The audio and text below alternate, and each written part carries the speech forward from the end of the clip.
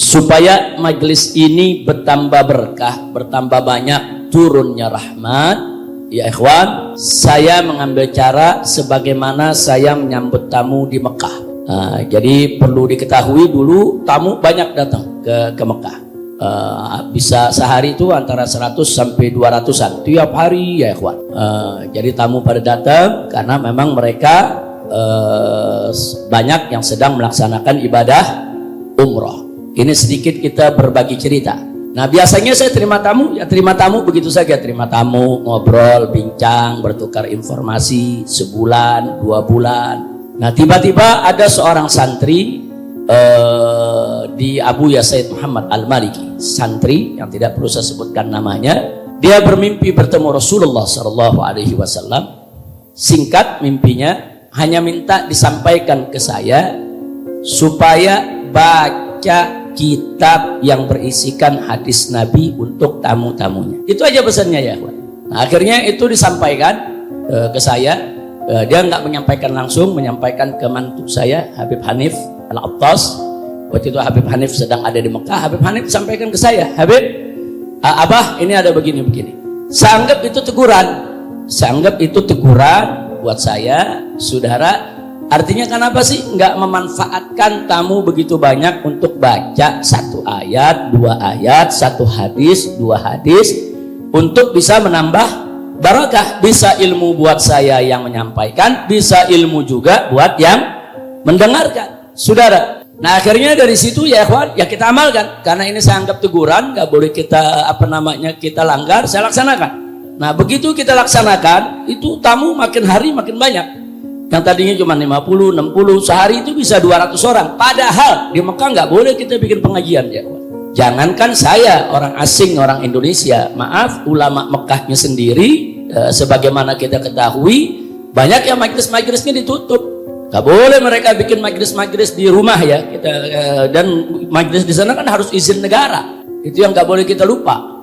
Nah jadi pada saat banyak ulama-ulama di Mekah yang majelisnya ditutup, mereka nggak berani terima tamu, saudara. Bahkan tamu-tamu yang biasanya ziarah ke guru fulan, semua nggak berani terima tamu. Justru saya tamunya setiap hari nggak berhenti. Nah akhirnya itu saya manfaatkan. Apa hasil dari itu semua? Itu sehari bisa 200 orang ya ikhwan yang hadir di pengajian. Dan saya nggak ada ngelarang. Saya pernah dipanggil, diperiksa oleh Badan Intelijen Saudi. Saya dipanggil, diperiksa, ditanya, Habib, ya Syekh, mereka manggilnya Syekh. Ini Anda nih tamunya terlalu banyak. Tiap hari nih kami hitung, kan mereka punya intelijen ya. Ini bisa hampir 200 orang. Ini bagaimana ceritanya? Di kita punya negeri nggak boleh nih bawa tamu sebanyak ini, apalagi Anda orang asing.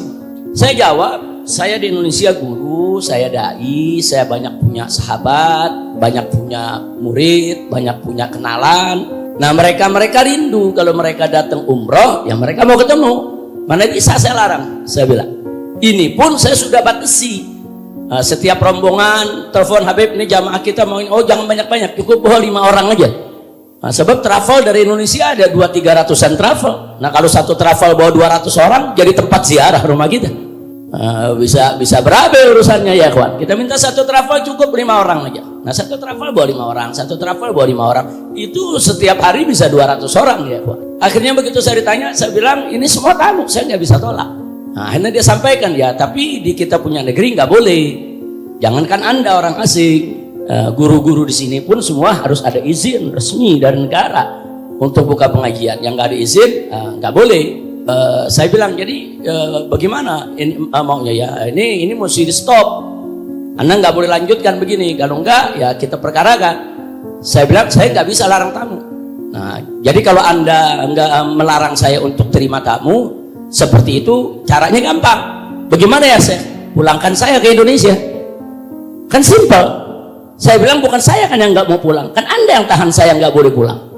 Nah selama Anda tahan saya nggak boleh pulang, saya bikin pengajian terus. Nah akhirnya nggak dilarang, dia bilang ya sudahlah, tapi jangan ganggu tetangga, jangan ganggu ketertiban, jangan sampai ada tetangga nanti yang ngelapor nih, diganggu oleh Anda. Ya alhamdulillah tetangga-tetangga saya di sekitar saya punya rumah itu hampir semua baik-baik ya kawan, dan mereka suka sama pengajian, bahkan 1-2 ada yang ikut hadir juga. Nah jadi artinya ini semua fadlum minallah, ini semua adalah karunia Allah. Tapi nggak terlepas dari mimpi yang saya ceritakan tadi ya, Wak. Nah akhirnya saya tetap bisa buka pengajian sampai 3,5 tahun ya, Wak. Sampai saya pulang ke Indonesia. Alhamdulillah. Nah belajar dari situ.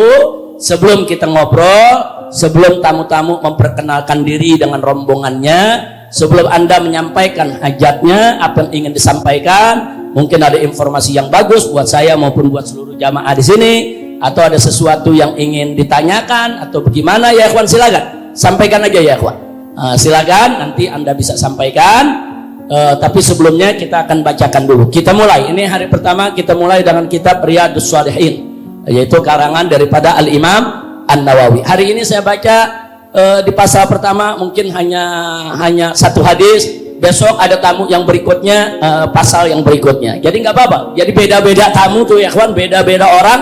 Yang penting semuanya bisa dengar hadis Nabi kita Muhammad Sallallahu Alaihi Wasallam. Mudah-mudahan dengan kita mendengar ayat Al-Quranul Karim dan kita dengan mendengar hadis Nabi kita Muhammad Sallallahu Alaihi Wasallam, bukan sekedar kita mendapatkan pahala, tapi insya Allah dengan itu semua saudara bisa menyebabkan turunnya rahmat dan memberikan pencerahan di hati kita, di pikiran kita. Insya Allah bisa mendatangkan keberkahan. Amin ya rabbal alamin.